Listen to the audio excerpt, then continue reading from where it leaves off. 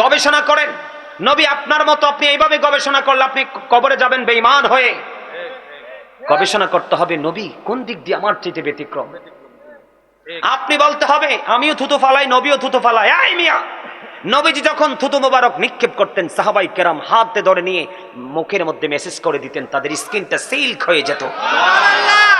আপনার আমার রক্ত খাওয়া হারাম। মালিক বিন সিনান রাদিয়াল্লাহু তাআলা আনহু নবীজি রক্ত মোবারক ভক্ষণ করেছে উহুদের ময়দানে। আমার নবী ডাক দিয়ে বললেন, পৃথিবীর উম্মতেরা রে, তোমরা দুনিয়ায় যদি কোনো জান্নাতি মানুষ দেখতে চাও তাহলে মালিক বিন সিনানকে দেখে নাও। কারণটা কি? নবীজির যখন দন্দান মোবারক শহীদ হলো, লোহ মোবারক বের হতে থাকলো, মালিক বিন সিনান দেখে সহ্য করতে পারলো না, রক্ত চুষতে শুরু করলো, রক্ত মোবারক, লোহ মোবারক। আমার নবী বললেন, মালিক বিন সিনান সবটুকু রক্ত মাটিতে ফেলে দাও। মালিক বিন সিনান বললেন, আল্লাহর ইজ্জতের কসম করে বলছি গো নবী, আপনার একটা ফোঁটা রক্ত আমি উহুদের জমিনে পড়তে দিব না। যতক্ষণ রক্ত মোবারক বের হতে থাকবে ততক্ষণ আমি ভক্ষণ করতে থাকবো। পড়তেছি আর ভক্ষণ করতেছি, করতে করতে যখন শেষ হয়ে গেল রে, আমার নবী গোটা পৃথিবীকে জানিয়ে গেল হাদিস শরীফের মাধ্যমে, তোমরা দুনিয়ায় যদি কোনো জান্নাতি মানুষ দেখতে চাও তাহলে ওই মালিক বিন সিনানকে দেখে না। এইভাবে গবেষণা করেন রাসূলকে নিয়ে। আপনার আমার রক্ত যদি কারো গায়ে পড়ে আপনাকে পিটাবে, আপনি যদি কাউকে থুতু নিক্ষেপ করেন আপনার গর্দান ফেলে দিবে। অনেকে এখনকার মানুষ এত উগ্র, কথা বলেন না কেন? একটা চিন্তা করেন, আপনার আবার ওপেন হার্ট সার্জারি হইতে হলে আগে আপনাকে প্রস্তুত করতে হয়, অপারেশন থিয়েটারে নিতে হয়, ইনজেকশন পোস্ট করতে হয়। অপারেশন সাকসেস হলে কমপক্ষে 3 মান্থস আপনাকে বেড রেস্ট করতে হয়। আর আল্লাহর হাবিব মেরাজের রাত্রে, দাদা ভাই আমার দিকে তাকান, আল্লাহর হাবিব মেরাজের রাত্রে নবীজি দেখতেছেন ওপেন হার্ট সার্জারি হয়েছে, তার মানে বুক বিদারণ হয়েছে, অপারেশন হয়েছে। এটাকে সুন্দর করে ধুত করেছে, আবার যুক্ত করে দিয়েছে, অটো এক্সাস্ট হয়ে গেছে, বোরাকে সাওয়ার হয়েছে, আপনার মসজিদে আকসা থেকে নামাজ পড়েছে, ওখান থেকে আপনার উর্দু জগতের দিকে কদম দিয়েছে। এক আসমান থেকে আর আসমানের দূরত্ব 500 বছরের রাস্তা, 7 আসমানে 3500 বছর। এরপরে আসমান পাড়ি দিয়ে সিদরাতুল মুনতাহায় চলে গেল। যাওয়ার পরে বোরাককে চেঞ্জ করে রাফরাফের মাধ্যমে রওনা হলো, নূরের জগৎ পাড়ি দিল, মহাশূন্য পাড়ি দিল, অনেক আলাপ আলোচনা হলো, আল্লাহর আরশের গেইটে গেল। যাওয়ার পরে জুতা মোবারক খুলতে চা, আল্লাহ কয়, হাবিব সাবধান, জুতা নিয়ে আসেন। আল্লাহ, আপনি তো মুসা নবীকে বলেছিলেন কোহিতুরে যাওয়ার জন্য, জুতা খুলে যাওয়ার জন্য, সেই তুলনায় আপনার আরশ অনেক দামি। আল্লাহ কয়, আমি তো স্থান থেকে পবিত্র, আমি তো আরশ বানিয়েছি আপনার জন্য। জোরে জোরে বলেন না সুবহানাল্লাহ, আরো জোরে। আল্লাহ রাব্বুল আলামিন ডেকে ডেকে বলে, হাবিব আপনি জুতা নিয়ে আসেন। মূসাকে আমি কোহিতুরের মাটি লাগাইয়া মূসার দাম বাড়িয়েছিলাম, আর আপনার জুতার ধুলি লাগাইয়া আমি আমার আরশের দাম বাড়াবো।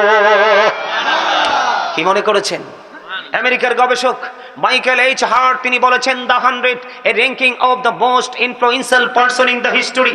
আমেরিকার গবেষক মাইকেল এইচ হার্ট তিনি 100 জন প্রভাবশালীর তালিকা করেছেন, এর মধ্যে তিনি চ্যাম্পিয়ন ইনফ্লুয়েন্সাল দ্বারা চ্যাম্পিয়ন করেছেন, সবচেয়ে প্রভাবশালী আপনার আমার প্রাণের নবী। এই জন্য আমি গাজী সুলাইমান সবসময় বুকে হাত দিয়ে বলি, I am very successful person, I am the great. কারণ হলো আমি আখির নবীর উম্মত হয়েছি, এটাই আমার খুশনসিব। তার কারণ আর মূসা নবী আল্লাহর কাছে দাওয়াত চেয়েছে, কি আল্লাহর কাছে দাওয়াত চেয়েছে, আল্লাহ তুমি আমাকে দেখা দাও।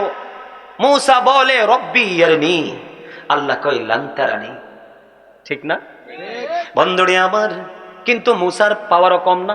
আল্লাহ বলেছেন মূসা স্পোক টু আল্লাহ, মূসা কালিমুল্লাহ, মূসা আল্লাহর সাথে কথা বলেছে। Ibrahim is the friend of Allah, Ibrahim Khalilullah. জোরে কন্না সুবহানাল্লাহ। Nuhu Naziullah, Nuhu was saved by Allah. Ismail is to sacrifice to Allah. Ismail Jabiullah. কথা বলে না কেন? আর জোরে। Nuhu Naziullah, জোরে জোরে কন্না সুবহানাল্লাহ, আর জোরে, আর জোরে। মোহাব্বত লাগে না কথাটি? আর আপনার আমার প্রাণের নবী কোরআন শরীফ আমার সামনে, চাইলে এখন খুলে দেখাতে পারবো। 15 পারা সূরা বনী ইসরাইলের 1 নম্বর আয়াত। আল্লাহ বলেছেন, সুবহানাল্লাযী ইয়াসরা বিআবদিহি লাইলাম মিনাল মাসজিদিল হারাম ইলাল ওয়াল মাসজিদিল আকসাল্লাযী বারাকনা হাওলাহু লিনুরিয়াহু মিন আয়াতিনা। আল্লাহ বলেছেন মূসা দাওয়াত চেয়েছে, আমি আল্লাহর কাছে আমি গ্রহণ করিনি, আমি আমার হাবিবকে নিজেই দাওয়াত দিয়ে আমি আরশ পর্যন্ত নিয়ে এসেছি। সবচেয়ে মজার খবর আল্লাহ বলেছেন সূরা বনী ইসরাঈলে, চারপাশ আমি বরকতময় করে ফেলেছি, আমি যেন আমার নিদর্শন আমি আমার হাবিবকে দেখাতে পারি। এইভাবে গবেষণা করবেন নবী নিয়ে, তাহলে আপনার দিন দিন পদমর্যাদা বৃদ্ধি পেতে থাকবে। আপনার আমার 14 গোষ্ঠীর সবকিছু বিক্রি করলে একটা আসমান জীবন থাকতে ঘুরতে পারবো না। আরে ভাই, এশার নামাজ পড়ে উম্মেহানির গড়ে জিব্রাইল এসে ডাকলেন, জমজমের কিনারা নিলেন, অনেক বড় ইতিহাস, মেরাজের আলোচনা শুনবেন, ইমান টেকসই হবে। সবচেয়ে মজার খবর, আমাদের দেশে অনেকে নবী গায়েব জানে বললে একদম চটে যায়, আছে না? নবী শব্দের অর্থই হলো সদৃশ্যের সংবাদদাতা। গায়েবের খবর যিনি দিতে পারেন না তিনি কখনো নবী হতে পারে না। যিনি কারামত দেখাতে পারে না, আল্লাহর ওলির কথা বলছি, যিনি কারামত দেখাতে পারে না, সাধারণ মানুষের চাইতে ব্যতিক্রম কিছু দেখাতে পারে না, তিনি আল্লাহর ওলি হতে পারে না।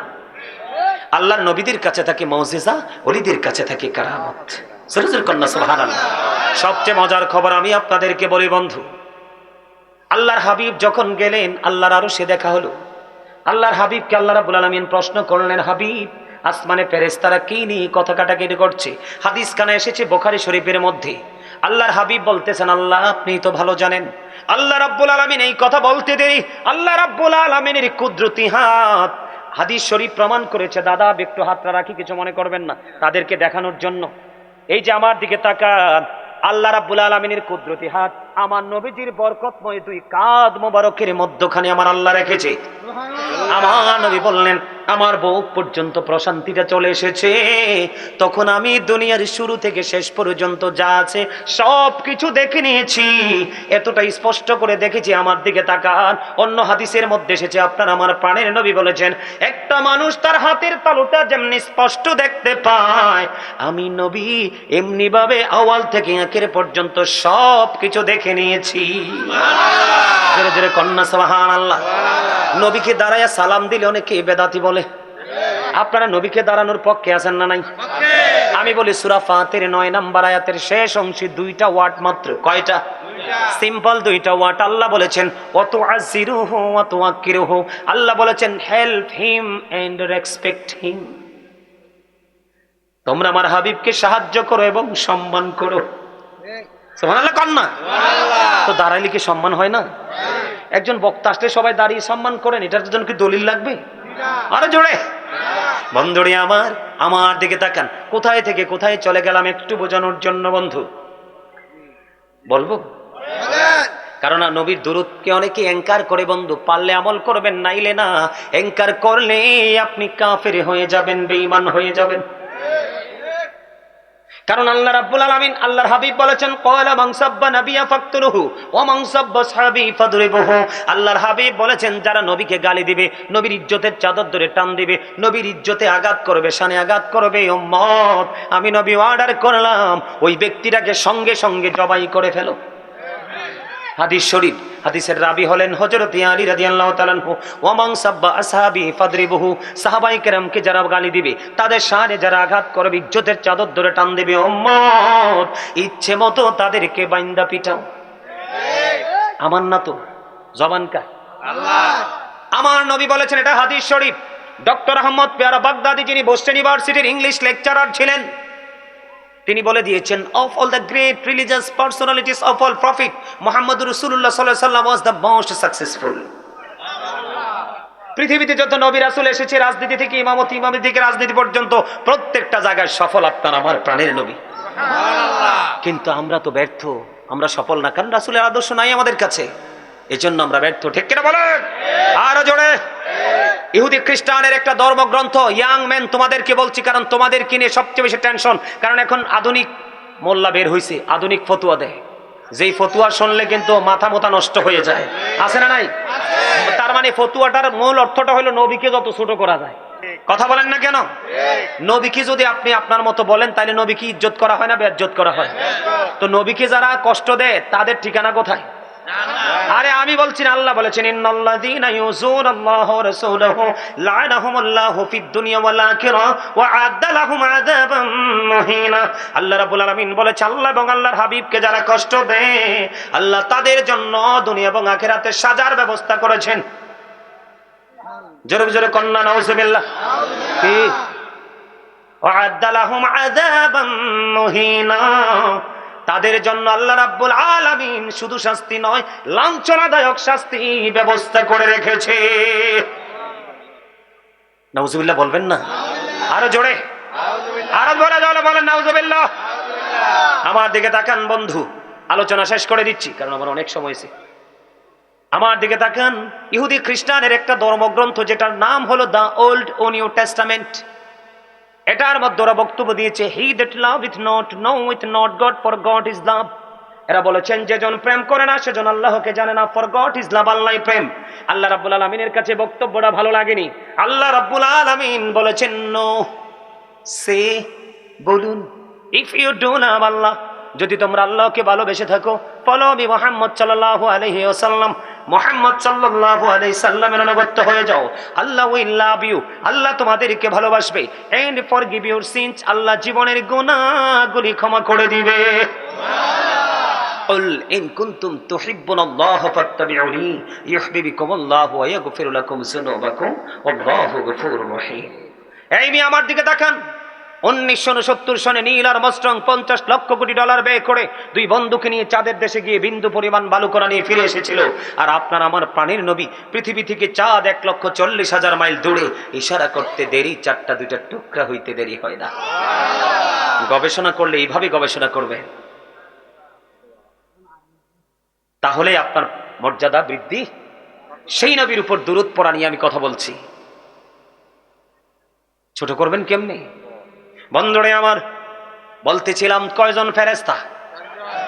বন্ধুরে আমার, দুইজনেরটা বলবো না, দুইজনেরটা বলবো, দুইজন ভয়ঙ্কর। এর মধ্যে হযরত জিবরাইল আলাইহিস সালাম কথা দিয়েছে, নবীর উম্মত, নবীকে ভালোবেসে প্রাণ ভরে তুমি সকাল তো সন্ধ্যা টাইমের দিকে তাকায়ও না, সময়ের দিকে তাকায়ও না, পবিত্র বডি নিয়ে রূহ নিয়ে তুমি দুরূদ পড়তে থাকো। জিবরাইল কথা দিয়েছেন 30,000 বছরের রাস্তা পৌঁছে রাতের পোলটা আমি জিবরাইল পার করে দেব। বন্ধুরে আমার, আজরাইল এত ভয়ঙ্কর। আজরাইল আলাইহিস সালাম কথা দিয়েছেন, ও বন্ধু হৃদয়ের জানালা খুলে শোনো। আজরাইল বলেছেন নবীর প্রেমিক যারা দুরুদের পাগল, সকাল তো সন্ধ্যা নবীকে ভালোবেসে দরুদ সালাম দাও। ওই দরুদটা উত্তম যেটার মধ্যে দরুদও আছে সালামও আছে।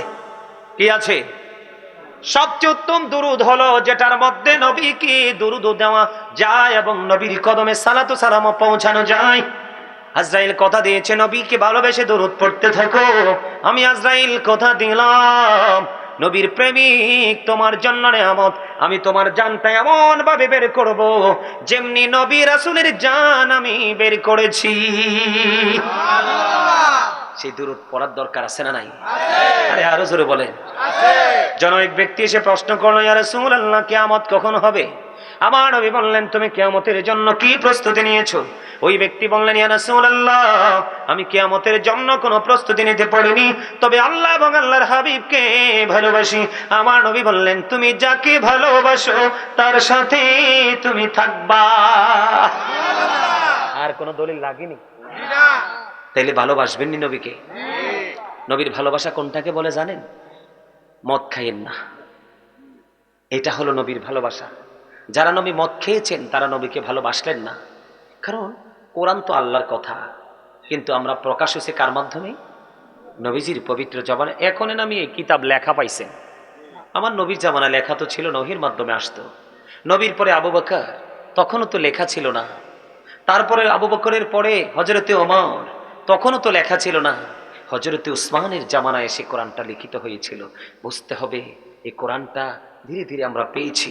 কোরআনে আল্লাহ বলেছেন, ইয়া আইয়ুহাল্লাযীনা আমানু, ঈমানদারগণ, ইন্নামাল খামরু ওয়াল মাইসিরু ওয়াল আনসাবু ওয়াল আজলামু রিজসুম মিন আমালিশ শাইতান। আল্লাহু আকবার বলেন না। আল্লাহ ঈমানদারদেরকে ডেকে ডেকে বলেছেন, মদ, জুয়া, মূর্তি, ভাগ্য গণনা, ঘৃণ্য বস্তু শয়তানের কাজ। কার কাজ? এখন অনেকে ফতোয়া দেয়,